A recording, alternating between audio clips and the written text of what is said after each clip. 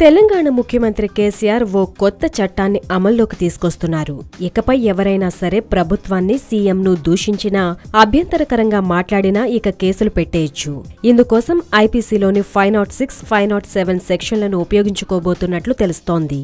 ఈ చట్టం అమల్లోకి వస్తే ఇక ప్రభుత్వాన్ని, సీఎంను తిట్టే వారిపై నేరుగా కేసులు పెట్టేయొచ్చు, జైళ్లలో పెట్టించేయొచ్చు. అందుకే ఈ చట్టంపై పెద్ద ఎత్తున విమర్శలొస్తున్నాయి. విపక్షాలకు అడ్డుకట్ట వేసేందుకే ఈ చట్టం తెస్తున్నారన్న విమర్శలొస్తున్నాయి. ప్రభుత్వం అధికారాన్ని దుర్వినియోగం చేసేందుకు ప్రయత్నిస్తుందన్న వాదనలు వినిపిస్తున్నాయి. దీనికి సంబంధించిన ఫైల్పై ముఖ్యమంత్రి కేసీఆర్ ఇప్పటికే సంతకం పెట్టేసినట్లు తెలుస్తోంది. రాజకీయంగా కొడంగల్ ఎమ్మెల్యే రేవంత్ రెడ్డి, నాగం జనార్దన్ రెడ్డి, టీజేఎస్సీ నేత కోదండరాం వంటి వారిని టార్గెట్ చేసుకునేలా దీన్ని రూపొందించారని విమర్శలున్నాయి. తెలంగాణ ప్రభుత్వం కొత్తగా తీసుకొస్తున్న నిబంధన రాజకీయ కక్షలు తీర్చుకోవడానికి ఉపయోగపడుతుందని టీజేఎస్సీ చైర్మన్ కోదండరాం విమర్శించారు. చట్టంలో ఉపయోగించిన పరుష పదజాలం అనే పదాన్ని ఎలా నిర్వచిస్తారని ఆయన నిలదీశారు.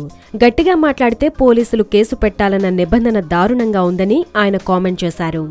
సామాజిక మాధ్యమాల్లో ప్రభుత్వానికి వ్యతిరేకంగా ఎవరు కామెంట్ పెట్టినా అరెస్టు చేసే కుట్ర జరుగుతోందన్నారు. ప్రభుత్వం ఉపయోగించే పరుష పదజాలం అంటే కొలమానం ఏమిటని కోదండరాం ప్రశ్నించారు. రాజకీయ కక్షతో చేసే ఇలాంటి చర్యలను తాము వ్యతిరేకిస్తున్నామని కోదండరాం తెలిపారు.